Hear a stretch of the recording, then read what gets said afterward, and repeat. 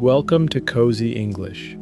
Tonight's stories are about food and celebration, about the meals that mark our lives, the tables we gather around, the recipes we inherit and the ones we invent, the particular happiness of cooking something well and sharing it with people we love. Food is one of the richest topics in any language. It is full of textures and tastes and temperatures, of verbs, chopping, stirring, roasting, reducing, and of the deeper vocabulary of occasion, birthday, harvest, anniversary, feast, the quiet everyday ritual of a good meal eaten slowly. Let the words settle around you like the smell of something good cooking. You do not need to try. Just listen, just rest. And if this channel helps you, please subscribe. It helps us make more stories for learners around the world. Let's begin. Story 1. The Birthday Cake. Iris decided to make her grandmother's birthday cake from scratch. This was ambitious. She knew it was ambitious. Her grandmother had been making this cake for 60 years, and when Iris had asked her once for the recipe, her grandmother had laughed and said, "I don't have a recipe, I just make it," which was, from a practical standpoint, not helpful. Iris had, however, watched the process many times over many years. She had sat at the kitchen table as a child and observed the way her grandmother moved. Unhurried, sure-handed, adding things without measuring, adjusting by look and feel and smell. She had a sense of the proportions, if not the precise quantities. She had the memory of the cake itself, a Victoria sponge but richer and more fragrant than the standard version, filled with homemade jam and a cream that tasted faintly of vanilla and something else. Orange zest, she thought, though she had never confirmed this. She set aside a Saturday morning and began. Butter and sugar first, beaten together in the large bowl until they were pale and fluffy. This took longer than she expected, and her arm ached, but the mixture eventually became something light and cloud-like that looked right. Eggs, one at a time, beaten in carefully. Flour, sifted in gradually, folded rather than stirred. She had looked this up and understood the reason. Folding preserved the air she had beaten in, which was what would make the cake light. She added orange zest. She thought about vanilla and added that too. She poured the batter into 2 tins, both lined with parchment, and put them in the oven. While the cakes baked, the kitchen filled with a smell that was so specific and so familiar that it produced in her something close to vertigo. A sudden, vivid sense memory of being 9 years old and sitting at her grandmother's kitchen table, feet not quite touching the floor. She made the cream. She whipped it carefully, watching for the moment when it held its shape without becoming over-stiff. She added icing sugar and vanilla and tasted it. She added a little more vanilla. The cakes came out golden and domed. She left them to cool on a rack and resisted the urge to touch them for 40 minutes, which was difficult. When they were cool, she spread jam on one, her grandmother's blackcurrant, from a jar she had been given at Christmas, and then the cream on top, and placed the second cake carefully over it. She dusted the top with icing sugar. She looked at the cake on the plate. It was not identical to her grandmother's. She had known it wouldn't be. The proportions were slightly different, the dome a little higher on one side. But it looked, she thought, close. It looked like a cake made with care and with memory, which was what it was. She put it in the cake box she had bought, tied the ribbon, and drove to her grandmother's house. Her grandmother opened the box. She looked at the cake for a long moment. Then she looked up at Iris. "You used orange zest," she said. "I guessed," Iris said. "And vanilla." Her grandmother touched the edge of the cake very lightly with one finger. "You folded the flour." "I read about it." Her grandmother looked at the cake again and said nothing for a moment. Then, "It looks like my cake." "Is that good?" Iris said. "That," her grandmother said, "is exactly good." Story 2. The Dinner Party. Oscar had never hosted a dinner party before. He had been to many dinner parties.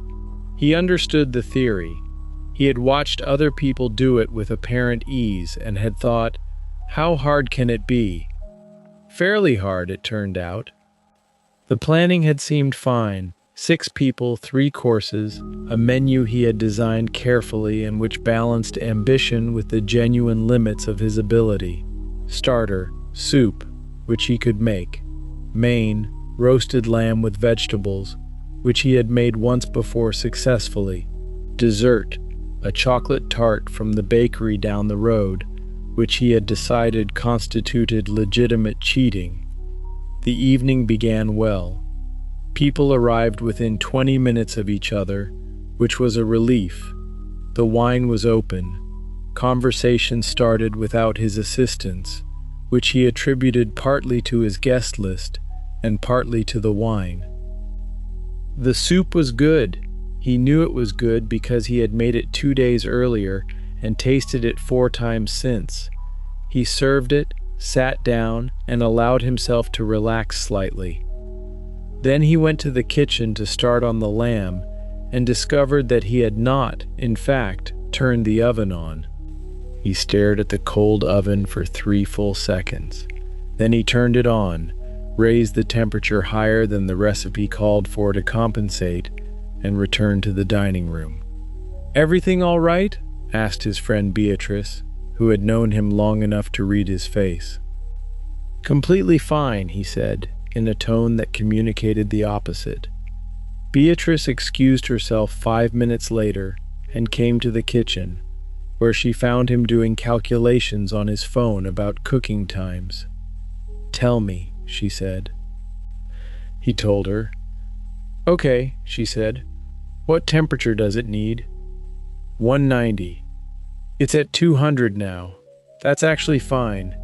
It'll be 20 minutes longer. What time did you say we'd eat?" 8. Beatrice looked at the clock. "It'll be 8:20. People won't mind. Go back in. I'll watch the oven." "You don't need to." "Go," she said. He went. He sat back at the table. He poured himself more wine. He rejoined the conversation, which had arrived at a topic he found genuinely interesting, and after 10 minutes felt his shoulders descend from their position near his ears. The lamb was ready at 8:17. It was good, properly good, better than the time he had made it before. The vegetables had caramelized. The resting time, extended by the delay, had made the meat more tender than planned. "This is excellent," said his friend Jerome, who did not give empty compliments. "It nearly wasn't," Oscar said. He told them the story. Everyone laughed. Beatrice, from across the table, raised her glass. He had hosted a dinner party. It had not gone exactly to plan. It had been, in the end, a very good evening. He already knew he would do it again. Story 3. The Market. The market ran every Saturday from 7 in the morning until 1 in the afternoon, in the square at the center of the old town. Valentina went every week. She had done so for 12 years, since she moved to the town from the city, and in those 12 years the market had become one of the fixed points of her week, a ritual that organized Saturday morning and from which the rest of the day opened out pleasantly. She went early, before 8, when the stalls were freshest and the square was not yet crowded. She walked the full length of the market first, without buying, looking, noting, making provisional decisions. Then she went back and bought. She knew most of the stall holders by name, and most of them knew hers. There was Gino, who sold vegetables from his own farm and who would tell you, unsolicited, exactly what was good this week and what was not worth your time. The tomatoes are extraordinary right now, he might say. Don't buy the courgettes. They've been sitting. She appreciated this honesty. She trusted it. There was the cheese stall, run by a quiet woman named Elsa, who spoke very little but whose selections were impeccable, and who would let you taste anything before you bought it, handing over samples on a small piece of waxed paper with the gravity of someone presenting evidence.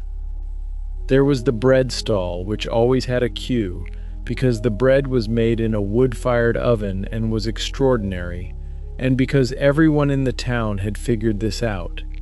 Valentina joined the queue patiently. She had learned that the queue was worth it and that impatience was not. This morning she bought a bunch of Cavolo Nero, 2 bunches of carrots with their tops still on, a small head of fennel, a bag of small waxy potatoes. From Elsa's stall, a wedge of aged cheese, and a small round of something soft and fresh that she was going to eat for lunch with bread. From the bread queue, a large sourdough loaf and, on impulse, 2 small rolls still warm enough to feel through the paper bag. She walked home through the old town with her canvas bags. The morning was mild and bright. Outside the cafe on the corner, 2 men were drinking coffee at a small table, their voices low and unhurried. A cat sat in a doorway watching the street with professional attention. She let herself into her flat, put the bags on the kitchen table, and began to unpack them. She laid everything out: the vegetables deep green and orange and white, the cheese solid and golden, the bread in its paper, the small soft round wrapped in its cloth. She stood and looked at the arrangement for a moment. This was, she thought, one of the best things she knew. Not a meal yet, the meal would come, but the promise of a meal.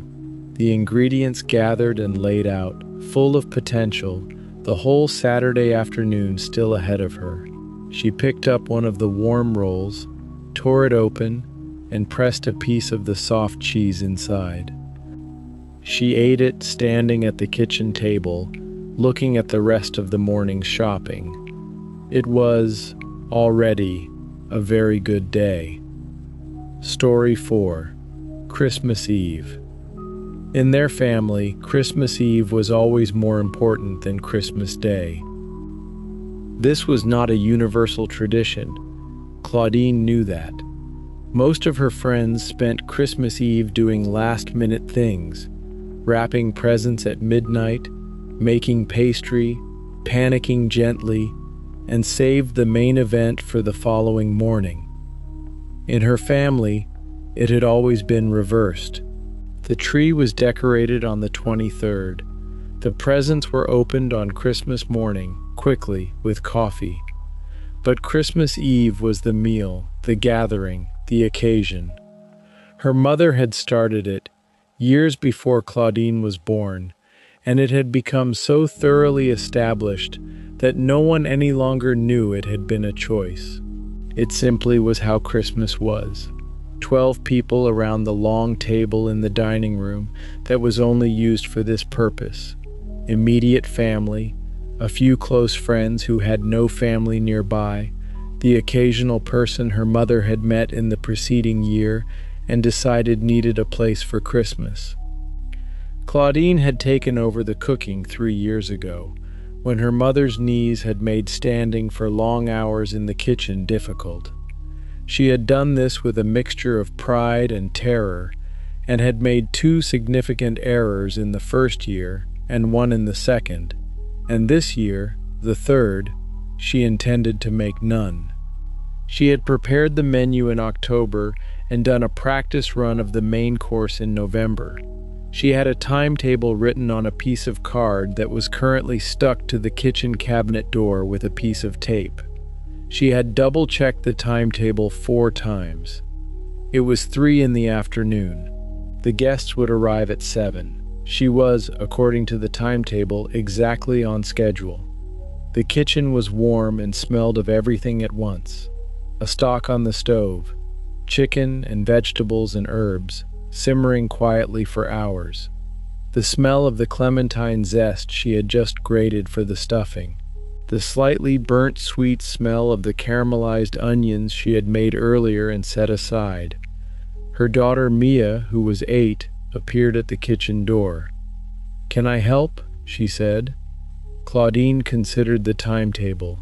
She considered what needed to happen in the next hour.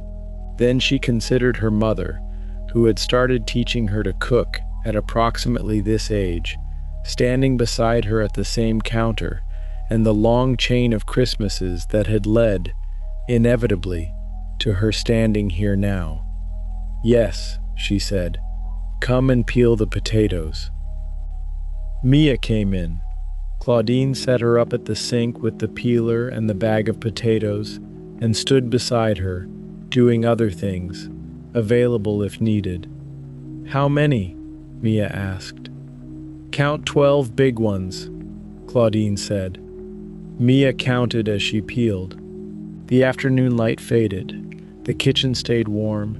The stock continued its patient work. At 7, the door opened and the house filled with voices and cold air and the particular warmth that came from people arriving from the outside into somewhere lit and welcoming. At 8, 12 people sat down around the long table. Claudine looked at the table from the doorway before she went in. Her mother at the far end. Mia next to her grandmother. The faces of people she loved, lit by the candles they had lit every Christmas Eve for as long as she could remember. She brought in the first dish. Story 5. The Recipe. The recipe was written in her mother's handwriting, on a piece of lined paper torn from a notebook, and it was in Polish. Zofia could read Polish well enough for most purposes, but not well enough for a handwritten recipe that included ingredients she didn't recognize and instructions that seemed to assume a level of cooking knowledge she did not possess. She could make out the title, Bigos, which she knew was a hunter's stew, and she could identify some of the ingredients. Sauerkraut, pork, something that might be mushrooms. Her mother had given her the recipe at Easter, along with the instruction to make it in winter, when you need something heavy. Her mother was not given to emotional speeches, but the way she had handed over the folded piece of paper, carefully, as if it were fragile, had communicated something beyond the recipe. It was now November. Zofia had been carrying the paper in her wallet for 7 months. Tonight seemed like the right time. She called her mother first. "What's this word?" she said, reading out the letters carefully. "Kielbasa," her mother said. "Polish sausage. You can find it at the deli on the main road." "And this?" "Bay leaves. You have bay leaves." "I don't have bay leaves." Her mother said something in Polish that was not quite a sigh. "Get bay leaves. And the kielbasa. And good sauerkraut. Not from a tin if you can help it." She went to the deli, where a man who recognized her as her mother's daughter produced the kielbasa from behind the counter and said, "Making bigos?" "Trying to," she said. He added a small bunch of dried mushrooms to her bag, unprompted. "Put these in," he said. "Your mother always uses dried mushrooms." She went home and spread the ingredients on the counter and called her mother again with the recipe in front of her. They worked through it together, her mother's voice on speakerphone translating and explaining, as Zofia chopped and fried and combined things in the heavy pot she had brought out for the purpose. The stew took 2 hours. At several points she thought she had done something wrong. It didn't look right. It smelled unfamiliar. And each time her mother's voice said, "That's right, keep going." When it was done and she had tasted it, She stood still for a moment with the wooden spoon in her hand. It tasted like childhood, not like a specific meal she remembered, but like the general atmosphere of her mother's kitchen. The smell of something slow cooked, the particular warmth of a small kitchen on a cold day, the sense of being very small in a world that was very large but that contained, at its center, this smell and this warmth. She called her mother again. "It tastes right," she said. She could hear her mother's smile. "Of course it does. Now you can make it yourself. Will you write me more recipes?" A pause. "I'll write you everything I know," her mother said. Story 6. The Wedding Feast. The wedding was small, 32 guests, a civil ceremony in the town hall, lunch at a restaurant that had closed its doors for the day. The couple, Lena and Patrick, had planned it in 6 months. They had agreed early on 2 things. They wanted it to feel like them, not like a wedding from a catalog, and they wanted the food to be extraordinary. The restaurant was run by a woman named Kath, who cooked with the directness and confidence of someone who had been doing this for 30 years and had never once been apologetic about her opinions. She met with Lena and Patrick 3 times before the wedding and asked them, at the first meeting, not what food they liked, but what meals they remembered. Patrick talked about his grandmother's Sunday roasts, the particular smell of the kitchen when he arrived as a child, the weight and warmth of it. Lena talked about a meal she had eaten at a small restaurant in Portugal. Sardines and bread and a tomato salad so simple and so good that she still thought about it. "Right," said Kath, and made notes. The lunch she designed was not a formal wedding menu. It was a meal, generous and seasonal and personal. There was bread and butter on the tables when guests arrived, a shared starter of roasted vegetables and soft cheese, plates passed along the tables. Then the main course, slow-cooked lamb that had been in the oven since early that morning, with roasted potatoes and greens and a sauce that Kath described only as what the lamb made while it was cooking. There were no small portions. There were no architectural arrangements on plates. Food presented as sculpture. There was a lot of food, on platters and in bowls, designed to be shared and passed and returned to. Patrick's grandmother, who was 84 and had been brought to the wedding by his cousin because she had refused to miss it, ate with sustained attention and said, when the main course was finished, "That's proper food." Lena heard this from 2 seats away and felt, through the noise and warmth of the room, something settle in her. The dessert was a table of things. A large cake, yes, lemon and elderflower, light and sharp, but also little pastries and a bowl of strawberries, and a jug of cream, and a plate of small chocolates, and a pot of something rich and dark that turned out to be a chocolate sauce for dipping things in. People moved around the table. Children came and went with plates.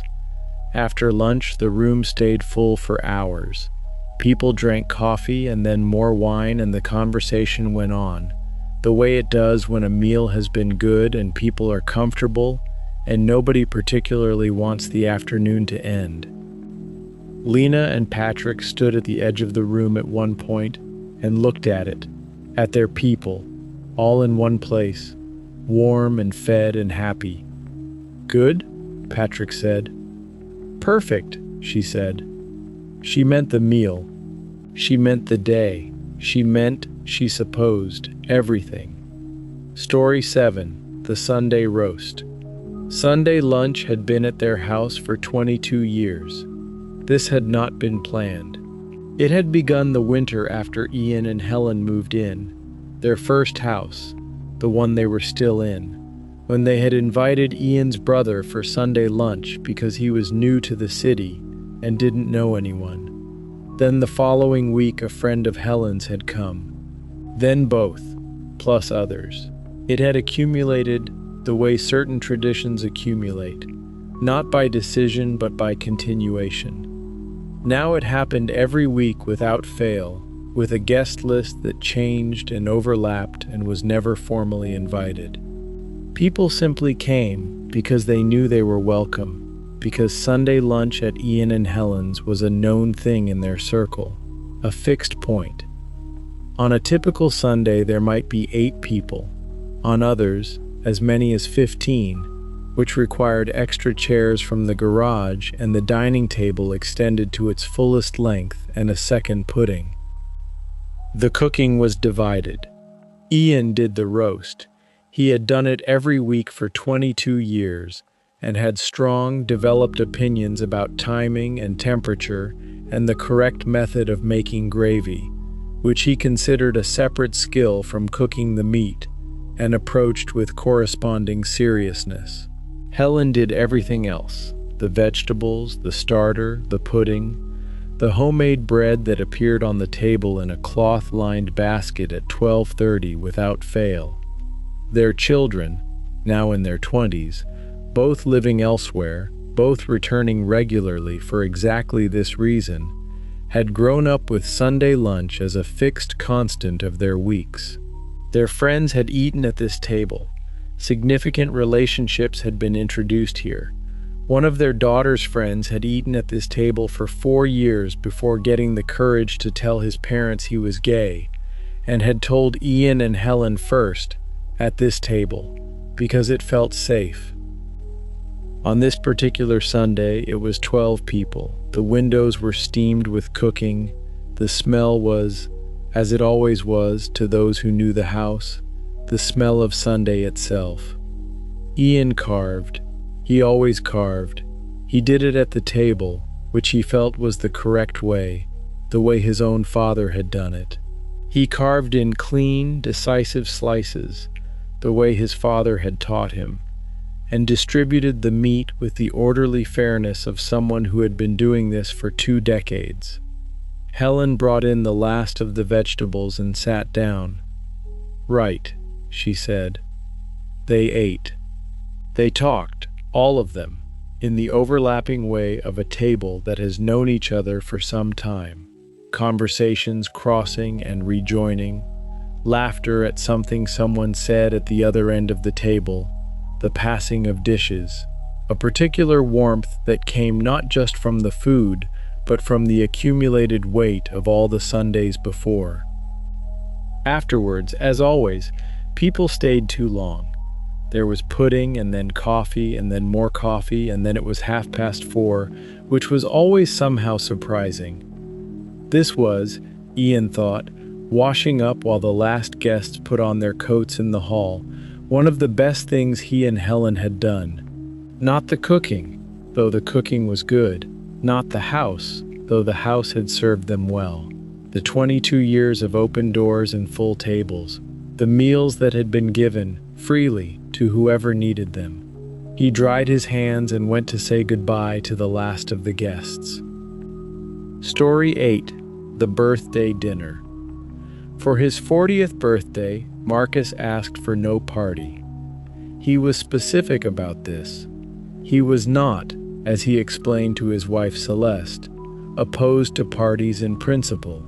He was simply at a point in his life where what he wanted most was a very good meal in a very good restaurant with a small number of people he actually wanted to spend time with.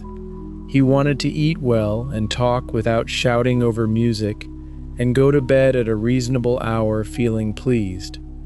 Celeste, who had spent 3 weeks planning a surprise party before his 40th birthday announcement, canceled it without complaint and booked a table at a restaurant she had read about in 3 separate places and been trying to find a reason to try. They were 6, Marcus and Celeste, their oldest friends Dominic and Sarah, and Marcus's sister Yvette and her husband Joel. This was, Marcus felt, the exact right number of people, small enough that everyone could hear each other, large enough that conversations could split and recombine across the table. The restaurant was a small room, perhaps 10 tables, no more, with low lighting and the kind of quiet that came from careful acoustics rather than emptiness. The menu changed every week, the waiter explained, based on what was available. They ordered in stages.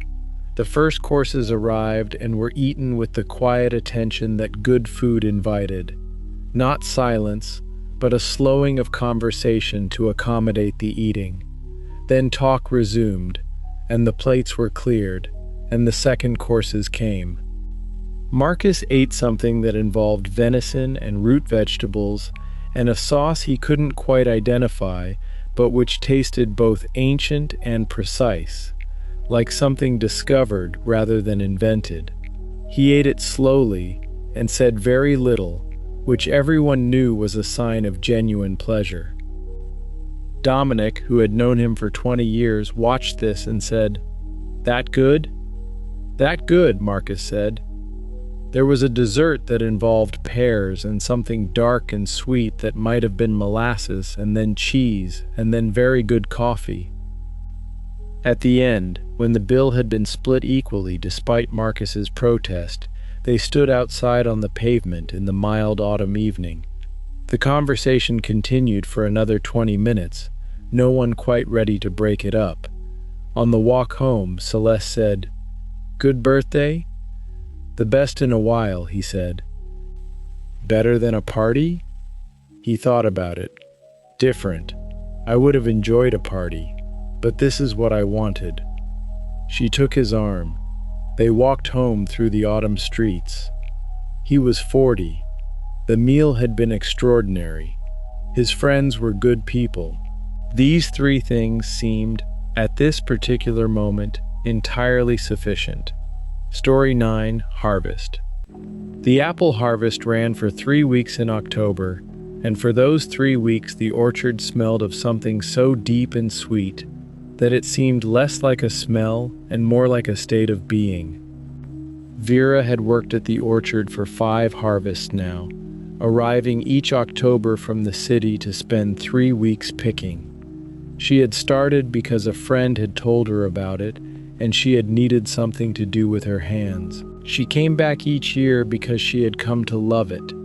The physical simplicity of the work, the particular community of the harvest, the satisfaction of a full crate.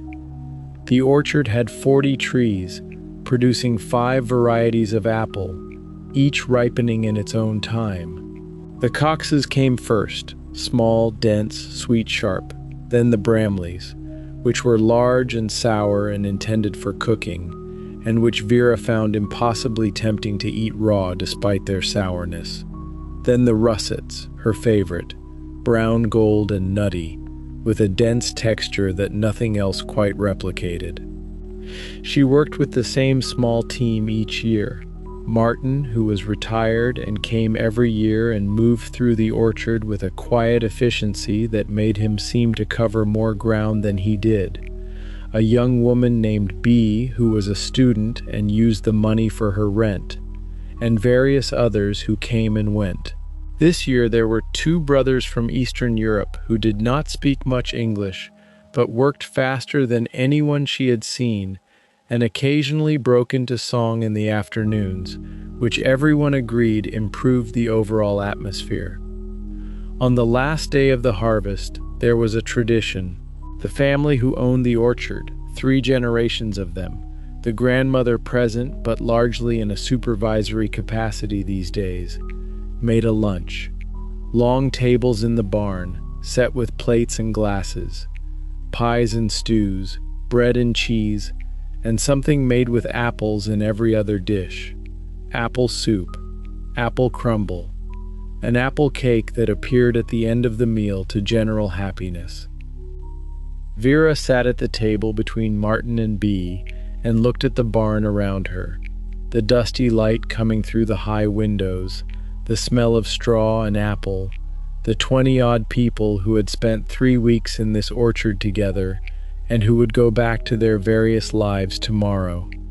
She had thought about this over the 5 years, why she came back. The pay was modest, the work was physical, She slept deeply every night but woke with sore shoulders. She gave 3 weeks of her annual leave to picking apples. And yet she came back, and at this table, she understood why. Because some things needed to be done at their right time, in their right season, with other people. Because a harvest was not a solo act. Because the pie she was eating, which tasted of apples that she had picked with her own hands from trees that had been growing for longer than she had been alive, tasted of something larger than pie. She had a second piece. Martin had a third. Outside, the October orchard waited in the afternoon light, its trees lighter now, most of the fruit brought in. Story 10, New Year's Eve.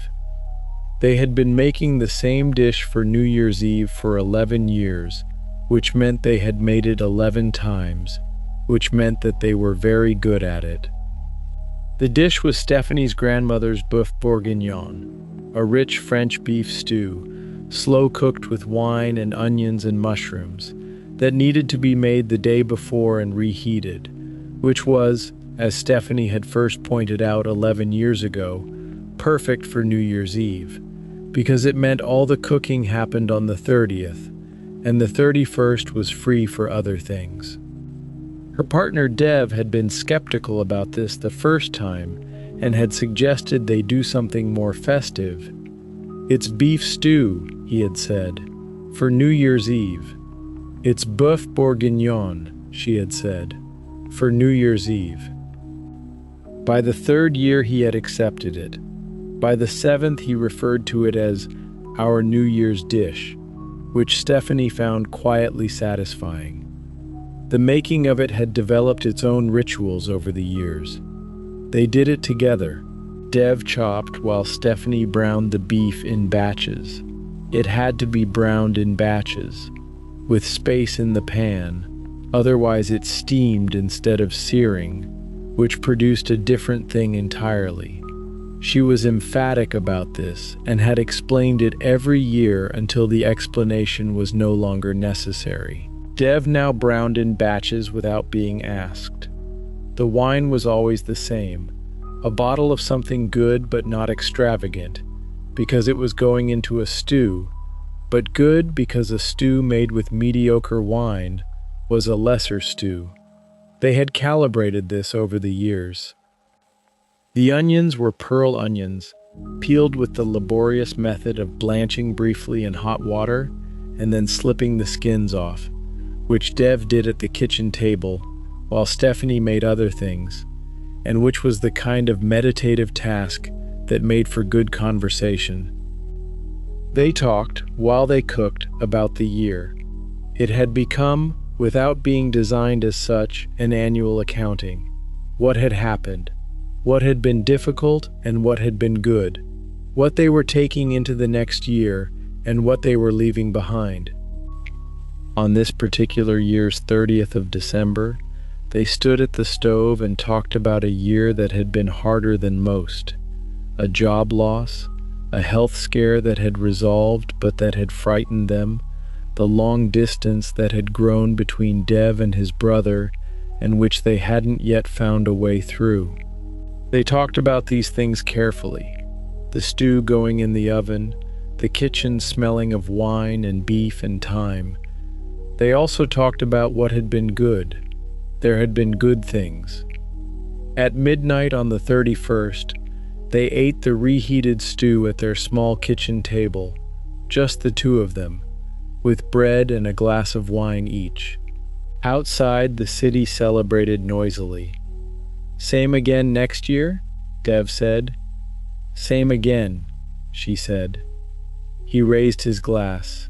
She raised hers. The stew was, as it always was, excellent. Story 11. The Cake Shop. The cake shop had been on the same street for 38 years, and for 38 years it had been run by the same family. First by Julia and her husband, then by Julia alone after her husband died, and now by Julia and her daughter Francesca, who had joined the business 7 years ago, after a career in finance that she had found well paid and airless. People came to the cake shop for occasions. Birthdays, first and foremost. The shop was known for its birthday cakes, which were made to order and which Julia and Francesca designed in collaboration with their customers, in a conversation that sometimes lasted 20 minutes and always resulted in something more personal and specific than the customer had arrived expecting. A woman came in who wanted a cake for her mother's 80th birthday. Her mother, she explained, loved gardens. She grew roses. She had worked in her garden every day for 50 years. Francesca asked, "What kind of roses?" "Pink, mostly," the woman said, "and white." Francesca sketched on a notepad while they talked. Not the finished cake, just a suggestion of it. By the end of the conversation, they had agreed on a cake that was iced in soft green, with handmade sugar roses in pink and white arranged across the top, and the woman's mother's name written in a particular style that the woman recognized as similar to her mother's own handwriting. The woman, when she came to collect the cake, cried. She had not expected to cry. Francesca gave her a napkin. A man came in for his son's 7th birthday. The son was, he said, obsessed with dinosaurs. Julia took this one. She made a cake in the shape of a volcano. The boy had been specifically interested in the Jurassic period, the father had specified, as if this geological precision would matter, and to Julia it did, with a small landscape of trees made from sugar around the base, and 3 dinosaurs, a T-Rex, a Triceratops, a Brachiosaurus, made with painstaking attention to proportional accuracy. The boy, by his father's account, did not eat the dinosaurs. He arranged them on his bookshelf and kept them for a year. On the shop's 38th anniversary, which was also Julia's 72nd birthday, Francesca made a cake. She kept it hidden until the end of the working day, when she brought it out from the back and set it on the counter and said, "Sit down." Julia sat. She looked at the cake. It was 3 tiers, iced in the soft cream color of the shop walls. On each tier, in sugar, was a miniature scene, the shop itself on the bottom tier, with 2 small figures at the counter. On the middle tier, a kitchen with a figure at the oven. On the top tier, a figure in a garden, which was where Julia went each evening without fail, because she had worked standing up all day, and needed, she said, to be somewhere horizontal in her mind. Julia looked at the cake for a long time without speaking. "You spent too long on this," she said finally. "Yes," Francesca agreed. "It's beautiful." "I know," said Francesca. Julia looked at her daughter. Then she cut the cake. Story 12. The Last Supper of Summer. In the last week of August, just before the children went back to school, Paula always made the same meal.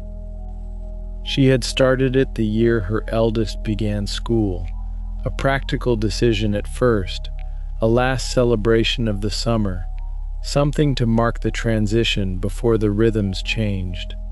Then it became expected. Then it became a tradition so established that her youngest, who was now 9, would say in late August, "Is it nearly time for the summer supper?" It was always outside, whatever the weather. This was a rule she had not made consciously, but which had become ironclad. Even the year it rained. Lightly, intermittently, they had sat outside under the garden umbrella with a blanket each and refused to go in. The meal was always variations of the same thing, built around whatever was best at the end of summer.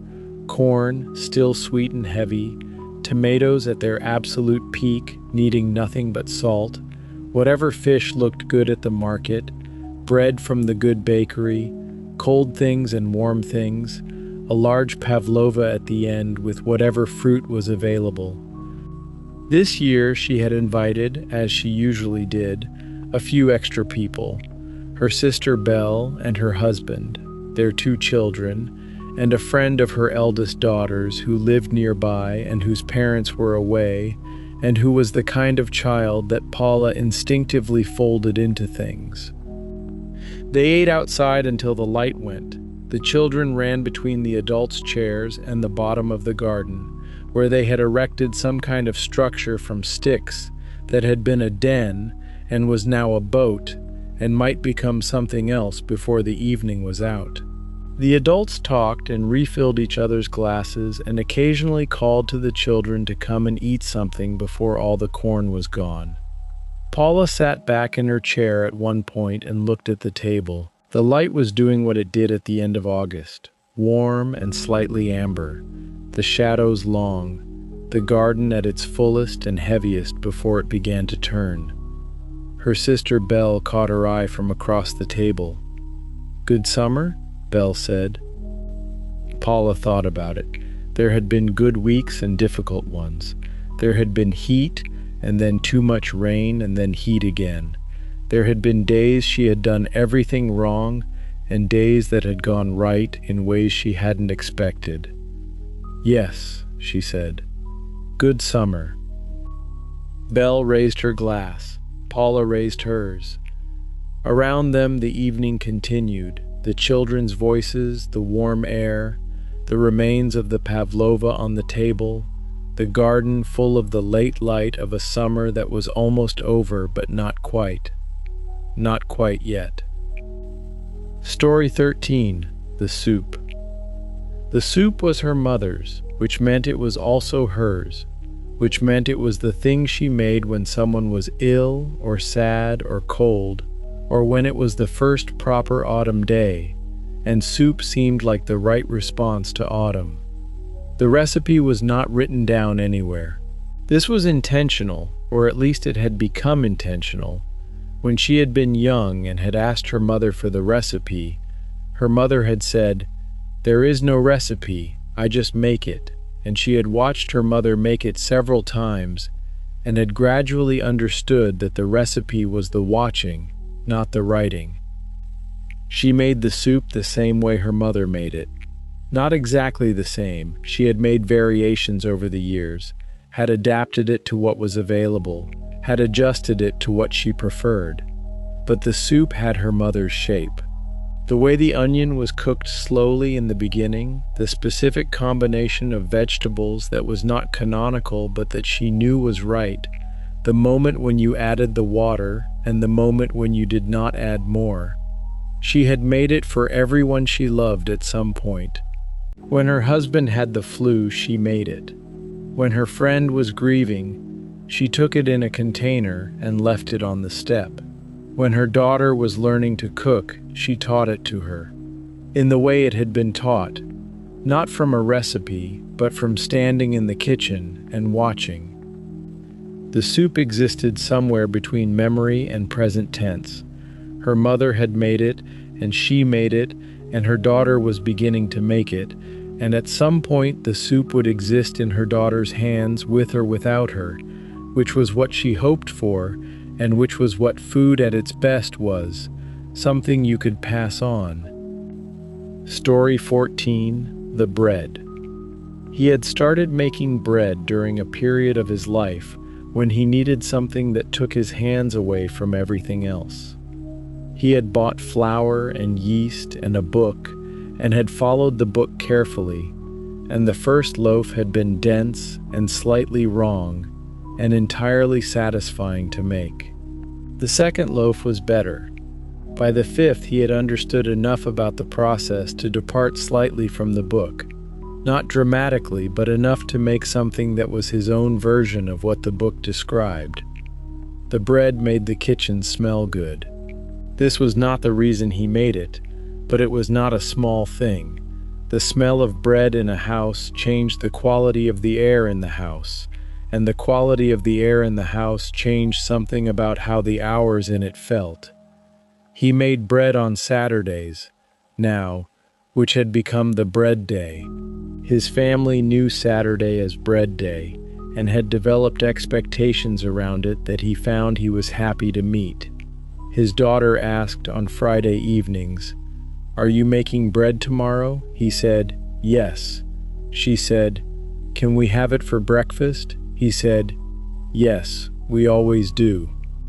He had learned things from the bread that he had not expected to learn. He had learned that patience was not the same as waiting. Patience was a different relationship to time, an acceptance that the thing would happen when it was ready. He had learned that the variables in bread, the temperature of the kitchen, the hydration of the dough, the specific behavior of the particular yeast he was using, meant that no two loaves were identical, and that this was not a problem but a feature. The bread on Saturday mornings. His daughter at the table with butter and jam, the smell of it in the house. Story 15. The Market.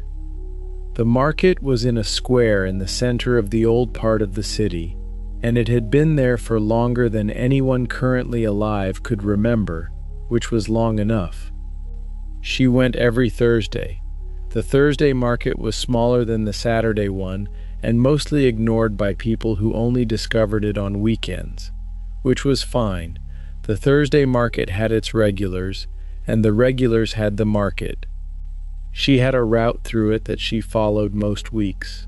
The cheese stall first, because she liked to try whatever was new, and the cheese man was talkative in a way that required patience at peak times and was enjoyable in the quiet of a Thursday. Then the vegetable stalls. She preferred the one run by the family who clearly grew much of what they sold, which was evident from the irregularity of the shapes and the quality of the flavor. Then the bread, which was from a bakery she could have gone to directly, but came here for the connection between the bread and the market. She did not go to the market to save money, though she probably did save some. She went for the quality and for the specificity of the things, and for the experience of buying food from people who could tell her about it. There was a man at the olive stall who could tell her where every olive came from and what it tasted like, and which ones went well with which things, and who said all of this not as a sales pitch but as information shared between one person who knew something and another person who wanted to know it. She had learned things at the olive stall. She went home on Thursdays with a bag of things she had chosen carefully and which she knew would be good.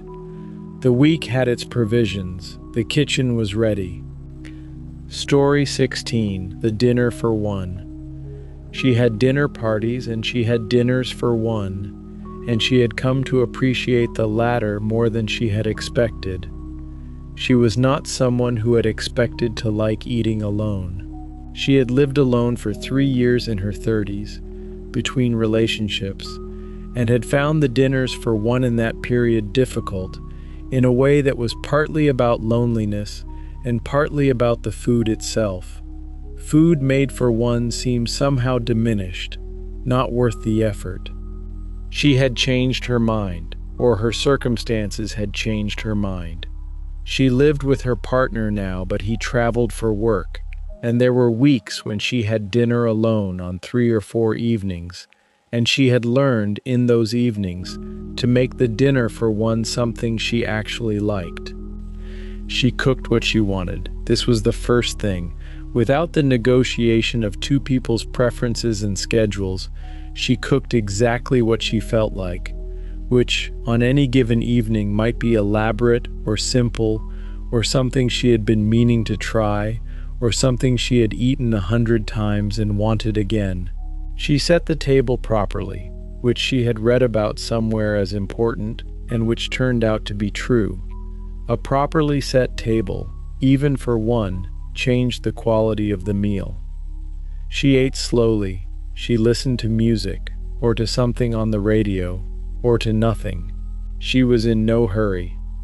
The dinner for one had become a small, complete thing, not a consolation, not an absence, something its own kind, with its own pleasures, which she had found by giving it the same attention she gave a dinner for two. Story 17. The Birthday Cake Disaster. The birthday cake had been a disaster, and her daughter had been 11 and had laughed until she cried, which was the best possible outcome. She had been attempting a cake from a recipe that was described as intermediate and which she had now concluded was described as intermediate by someone who found things easy that she found difficult. The decorating stage, which the recipe devoted 3 confident paragraphs to, had gone wrong in ways she could not fully trace after the fact. The fondant was the wrong texture, the colors had not blended as shown in the photograph, and something had happened during the attempt to smooth the surface that had made it worse rather than better. She had brought the cake to the table on her daughter's birthday with the full weight of its imperfection visible, because there was nothing else to do, and had said, "It does not look like the picture." Her daughter had looked at the cake for a moment and then had started laughing, genuinely and without cruelty, and she had started laughing too, and the two of them had stood at the kitchen table laughing at the cake until they were both breathless. Her daughter had said, "I love it. It's the best cake I've ever had." It was not the best cake either of them had ever had, technically. The taste was fine, the appearance was memorable in all the wrong directions, but she had been there, her mother had tried, and the laughing together was something her daughter had mentioned several times in the years since, always with the same fondness. The disaster had produced something better than the cake would have produced if it had been right. She did not take this as a principle. She did still try to make things right, but she was slightly less afraid of things going wrong, which was something. Story 18. The Restaurant. The restaurant had been in business for 30 years, which in the life of a restaurant was an extraordinary thing. She had been going for 12 of those 30 years, which made her a regular in the most committed sense. She had a usual table, not formally assigned but recognized by the staff who had been there the whole time she had been coming, and who seated her there without being asked unless it was taken. The food had not changed much in 12 years. This was the point, she thought, and why it had lasted. There was a menu that contained the things the restaurant was known for, and those things were prepared with the consistency of a kitchen that had made them many times and knew how they should be. There were seasonal additions, modest adjustments, the occasional new thing, but the anchoring dishes were the same. She had not always valued constancy in food. There had been years when she had sought out the new, the innovative, the places that changed their menu entirely each season. She still did this.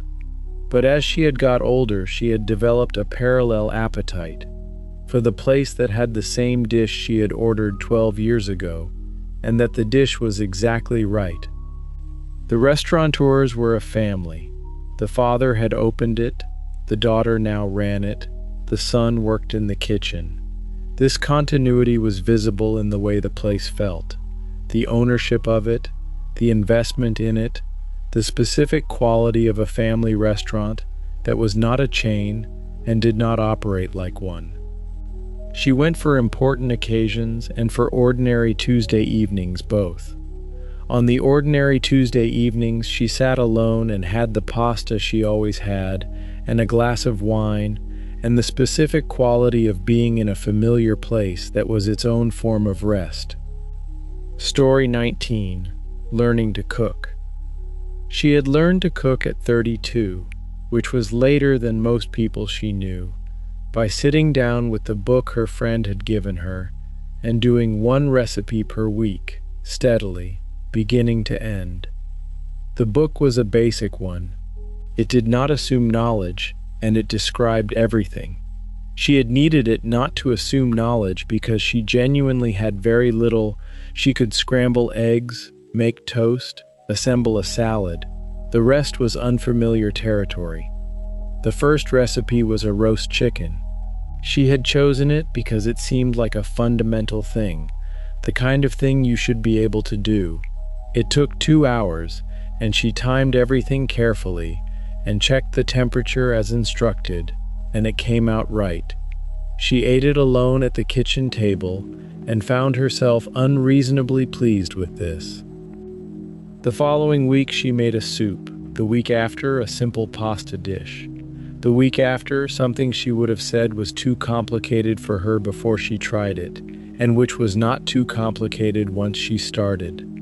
Over the year she cooked 50 recipes. Not all of them worked perfectly. A few were failures she did not repeat. Most were things that entered her cooking in some form. The technique, the combination, the understanding of a particular ingredient. By the end of the year, she cooked without a recipe most evenings, using what she had learned as a foundation. She did not think of herself as a good cook, exactly. She was competent and consistent, and sometimes better than that. She thought of herself as someone who could cook, which was not the same as someone who always loved cooking but was more durable. Story 20. The Christmas Kitchen. Christmas in their house was organized around the kitchen, which was organized around her mother, who was organized around a timetable she wrote on a piece of card every year and pinned to the inside of the cupboard. The timetable covered the 24th and 25th of December and was detailed to the point of specificity about what was happening in the kitchen at any given time. It had been refined over 30 years of Christmas cooking into something that functioned without significant incident, which was an achievement. She had helped with Christmas as a child, and then as a teenager, and then as an adult. The role had evolved, from watching to handing things when asked to taking on specific jobs. She was in charge of the bread sauce now and had been for 8 years, which was a responsibility she had not sought and had come to feel proprietorial about. The kitchen on Christmas morning was the best version of the kitchen, busy with purpose, full of smell, slightly overwhelming in the best way. Her mother moved through it with the authority of someone who had done this many times and knew exactly where everything was and what it needed. Instructions were given and received without drama.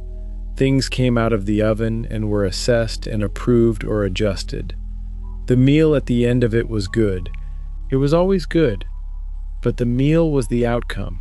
The morning in the kitchen was the process, and the process was its own thing. The family at its most coordinated and purposeful. The year at its most ritual. The kitchen holding all of it the way kitchens hold things. Warm, contained, necessary. Story 21. The Harvest. She grew vegetables, not seriously, which was a distinction she was careful to maintain. She grew them in the garden that came with the house, in a section she had designated as the vegetable patch, and which was modest enough to be achievable and large enough to produce more courgettes than she could ever use, which was apparently a universal truth about courgette cultivation. The harvest, such as it was, happened in waves across the summer and autumn.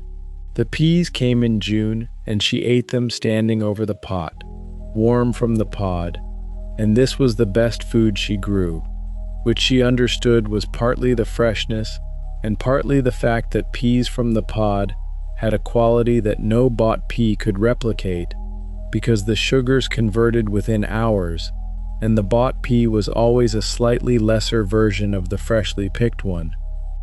The tomatoes came in August and were, this year, very good. She ate them with salt and oil and nothing else, which was what good tomatoes required, and she thought each time she ate them that this was the argument for growing your own. Not the economy of it, which was questionable, but the occasional tomato that was better than any you could buy. The courgettes were abundant to the point of comedy. She gave them away, she put them in things, she made courgette soup, which was fine, and courgette fritters, which were better. She got through them. The following year she planted fewer, and they still produced more than she needed. She liked the garden for its combination of effort and result and unpredictability. She put things in the ground and they grew or they didn't, and the ones that grew did so in their own way, and the whole enterprise required her to pay attention to something other than herself for an hour each day, which was something she needed without always knowing it. Story 22. The Restaurant Anniversary. They had been going to the same restaurant for their anniversary for 14 years, which meant they had been going since the year they got together, which meant the restaurant had been there at the beginning of their relationship and had remained. The restaurant had not always been easy to get a table at. In the early years it had been new, and it had been very good, and there were sometimes waits of several weeks. They had learned to book early.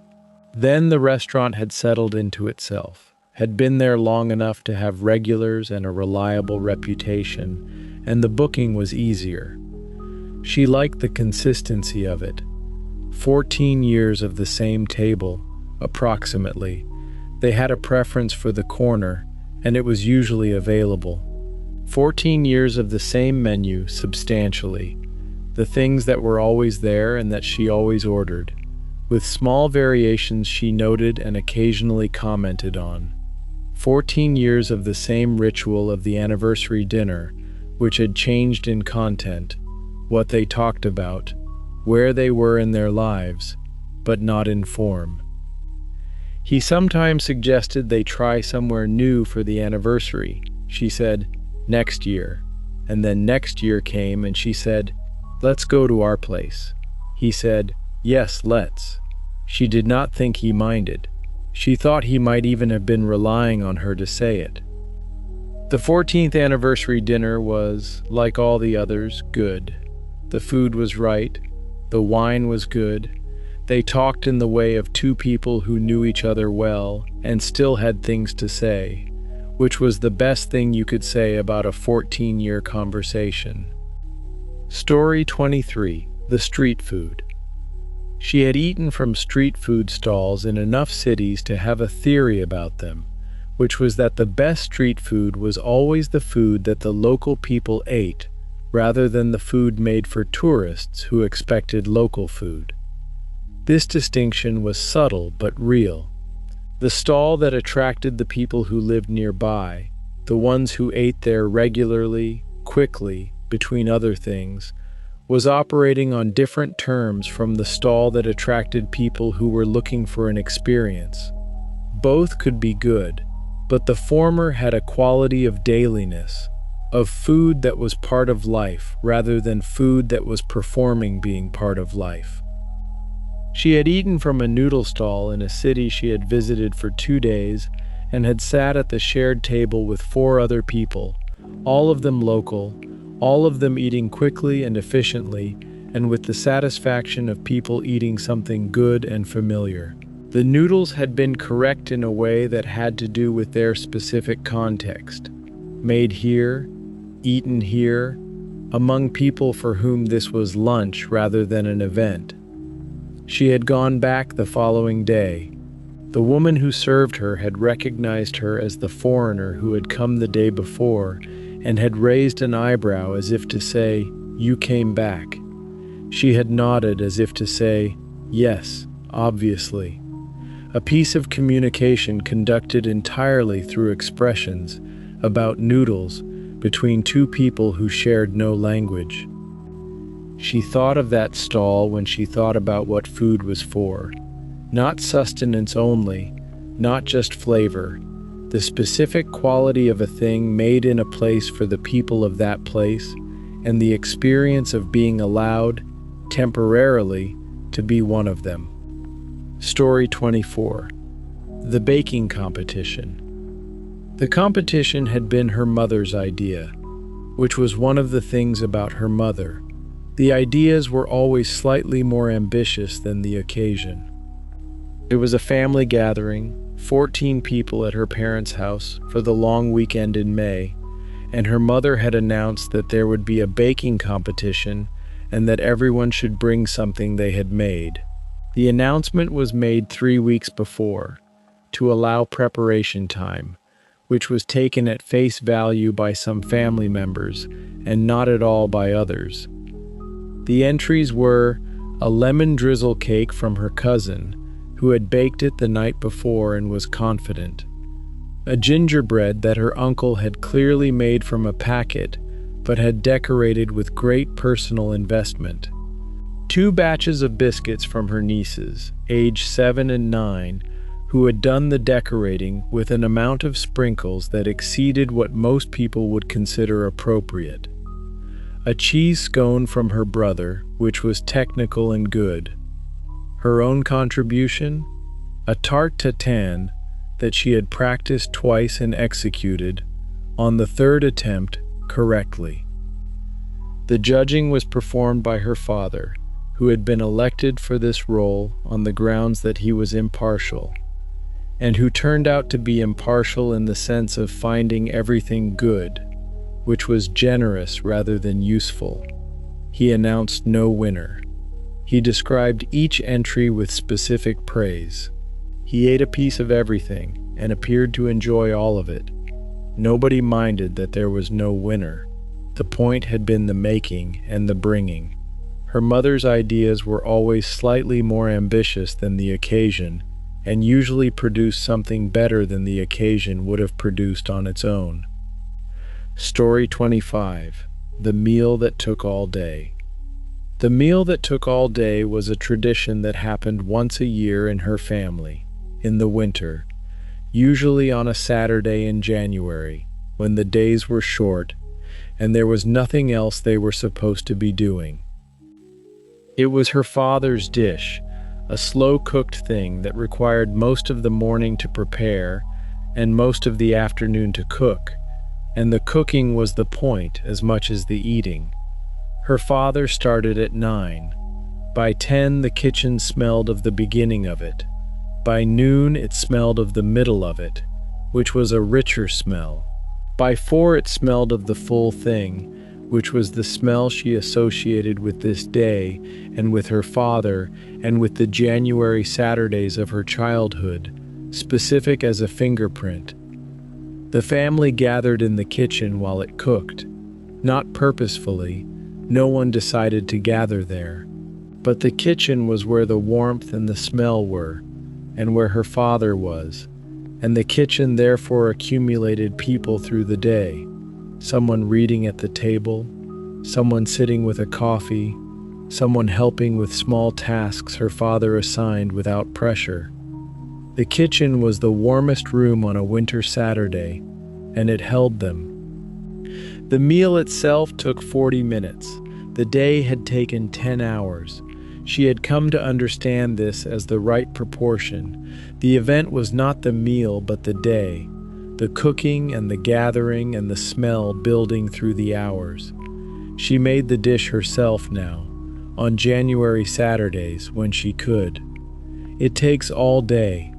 The kitchen warms up, people come and go and stay, the smell builds. Story 26. The Tea Ceremony. She had been invited to a tea ceremony in the house of a woman she had met at a language class, and she had gone knowing nothing about it, and had come away changed in a way she was still understanding. The room was small and the preparations had been made before she arrived. She was shown how to sit. She was told, gently, that the ceremony had particular movements and that she should watch and follow. She had the specific attentiveness of someone who did not want to do the wrong thing and who therefore paid attention with all of herself. What she had expected was something aesthetic, beautiful objects, careful movements, a kind of performance. What she found was different. The ceremony was not a performance, it was a practice. The movements were what they were, because they had been refined over centuries to be exactly right, and the rightness of them was not aesthetic but functional. They served the making and sharing of tea in a way that could not be improved. She had drunk tea every day for 20 years and had never experienced it as she experienced it in that small room, completely, with full attention, tasting what was in the cup rather than consuming it alongside something else. She had thought, going in, that the ceremony was about elegance. She came away thinking it was about attention. The elegance was a byproduct of the attention, not the point of it. The point was, be here, with this cup, in this moment, with the person who made it for you. She drank her tea differently for weeks afterward. Not forever, the everyday reasserted itself as it does. But for weeks she remembered the room and tried, in her ordinary kitchen, to bring a fraction of that quality of attention to the ordinary act. Story 27. The celebration that almost wasn't. The celebration had almost not happened, which made it, when it happened, something better than the thing planned. The plan had been a dinner, 8 people, a good restaurant, a reason to gather. The reason was her friend Kofi completing something he had been working on for 4 years, which deserved marking. She had booked the restaurant 3 weeks in advance. On the day, Kofi said he did not feel like celebrating. This was genuine. He was tired and slightly flat in the way that finishing a long thing can leave you flat, the completion less triumphant than you expected. He said, "I think I want to just stay home." She said, "I think you should come." He came. He arrived at the restaurant with the particular expression of someone honoring a commitment they are not fully present for. The first half hour was effortful. Then something shifted. The food was good and the table was warm, and someone said something that made him laugh, and the laugh was real, and the evening started. By the end of the evening, he had been present for 2 hours, not effortfully but genuinely. He had talked about the work, what it had been, what it cost, what he was glad of. In a way, he could not have talked about it if he had stayed home. The gathering had given him the frame. The frame was what he hadn't known he needed. He said, leaving, "I'm glad you made me come." She said, "I didn't make you." She said it because it was true. He had decided in the end, which was the only way that mattered. Story 28. The potluck. The potluck dinner was the best kind of dinner party, in her view, and she was aware that this was a minority opinion. The minority who disagreed said, "The quality is inconsistent, you don't know what you're getting. The combinations are sometimes wrong." She said yes, exactly. She liked the inconsistency.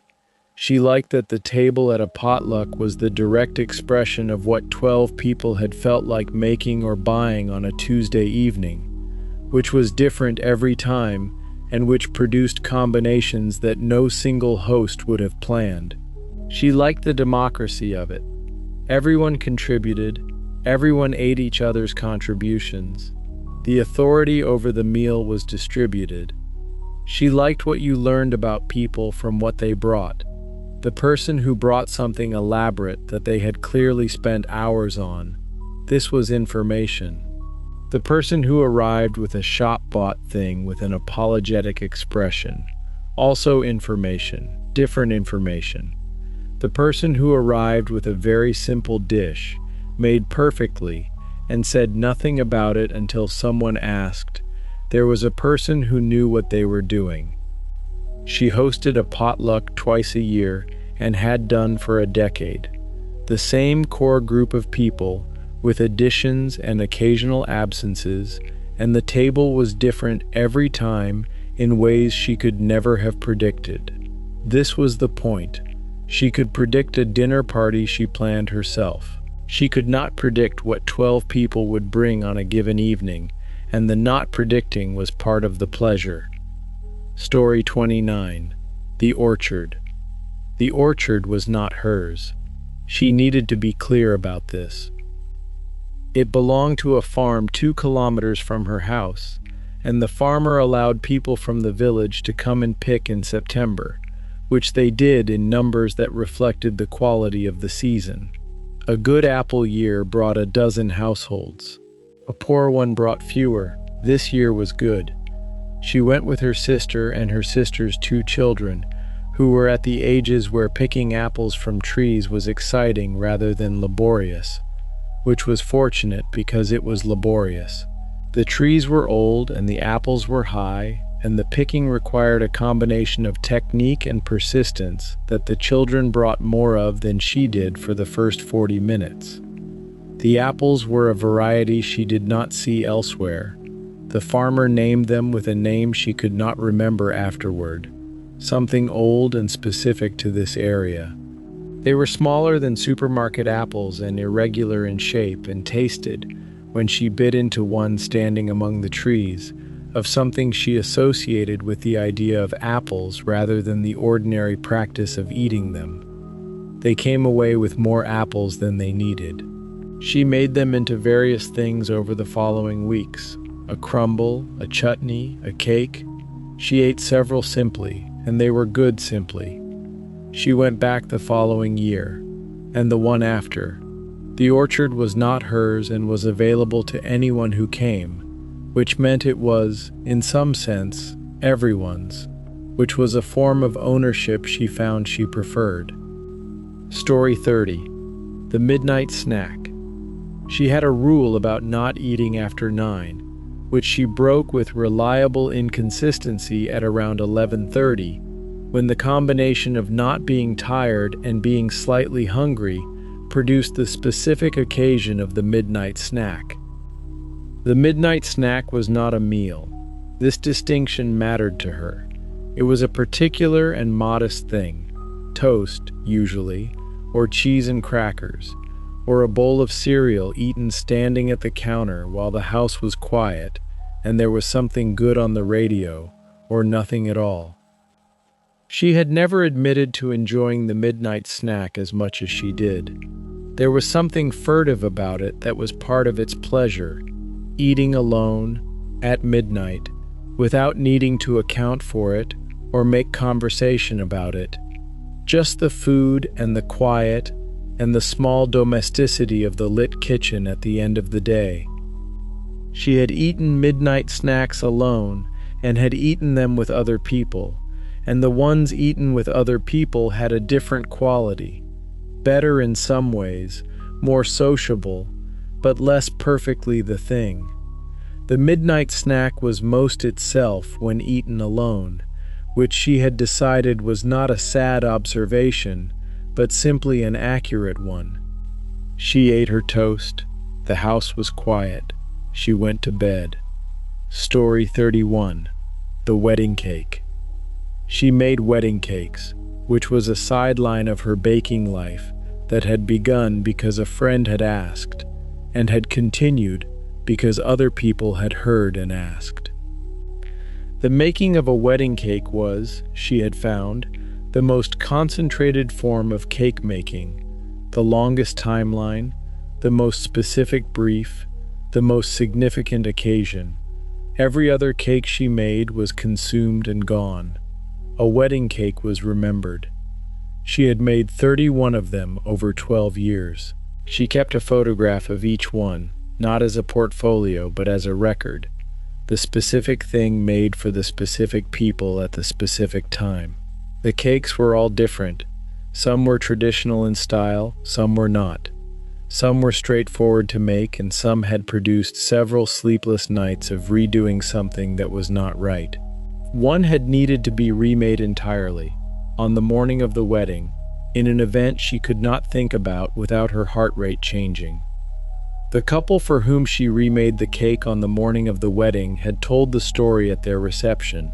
They had told it as a story about things going wrong and being fixed, which was a generous interpretation. She had been standing in their kitchen at 5 in the morning remaking a cake she had made correctly twice before and which had collapsed in transit, which was not a story she found funny for several months but eventually did. She made the 32nd cake in November for 2 people who had met through a running club and who wanted a cake that was simple and good and not fussy. She made it simple and good and not fussy. She sent a photograph to her record. Story 32. The Celebration of Nothing in Particular. She had started celebrating things that were not occasions. This was not deliberate at first.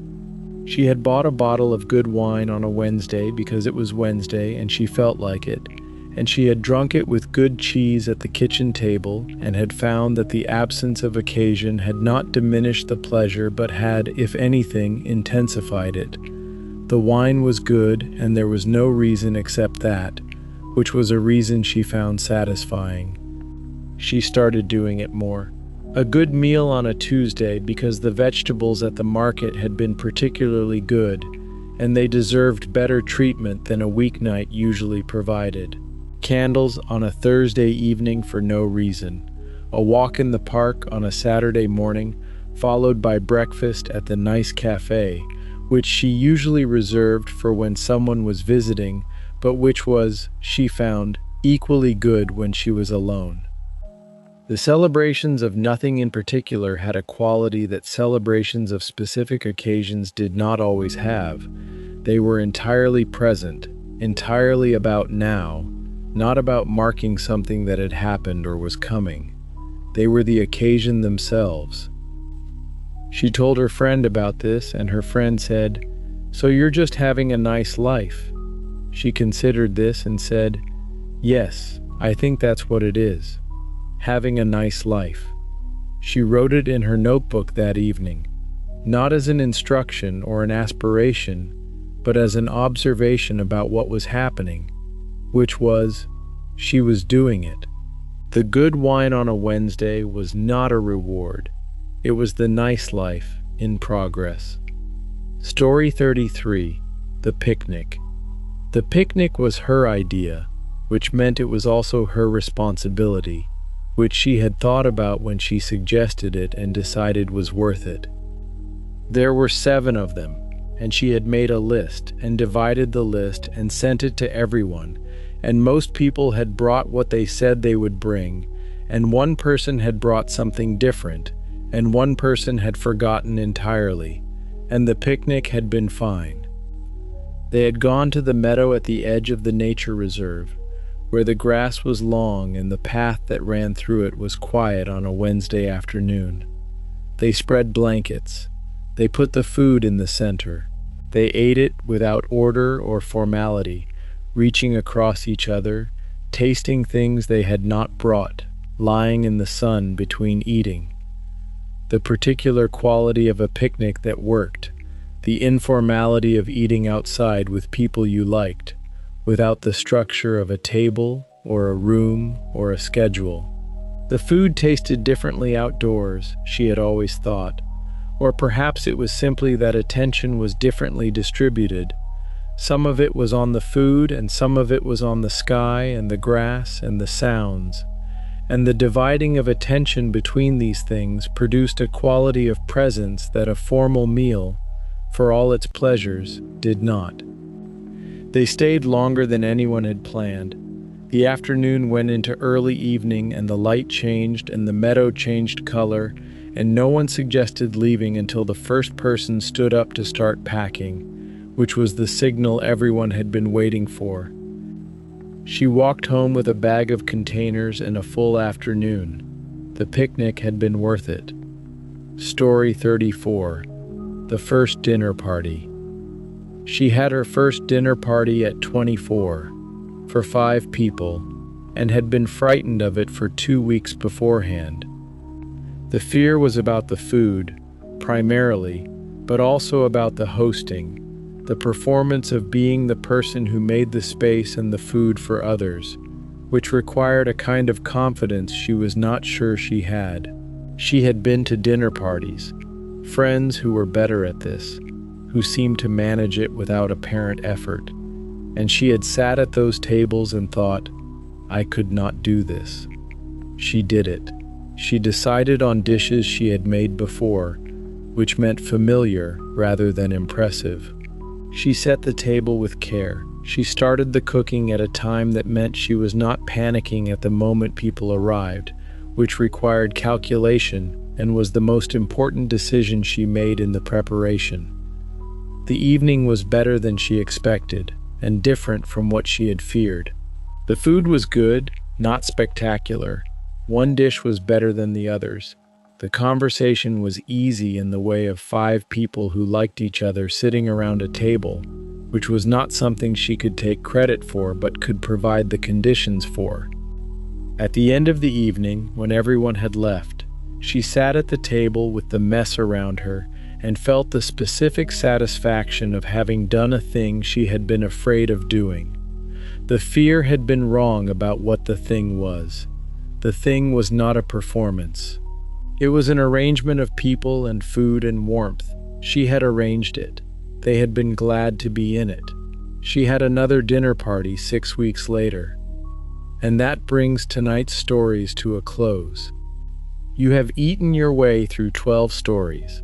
A birthday cake made from memory. A dinner party saved by a friend.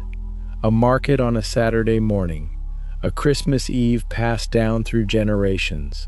A Polish stew cooked with a mother's voice on the phone. You have sat at a wedding feast and a Sunday roast that has run for 22 years, eaten a 40th birthday dinner in a quiet restaurant, gathered in a barn at harvest's end. You have made boeuf bourguignon for the 11th consecutive New Year, visited a cake shop where cakes are made like letters, and sat outside at the Last Supper of summer as the light went amber over the garden. Food and celebration are languages of their own, the language of abundance and gratitude, of marking time, of saying, "This moment matters. We gathered for it. We cooked for it. We ate together." This is English at its most human. We hope it has settled warmly around you tonight. Please subscribe to Cozy English if tonight's stories have helped you. New episodes every week on every topic. Share this with someone who is learning. It costs nothing and means everything. Rest well, sleep deeply. Good night.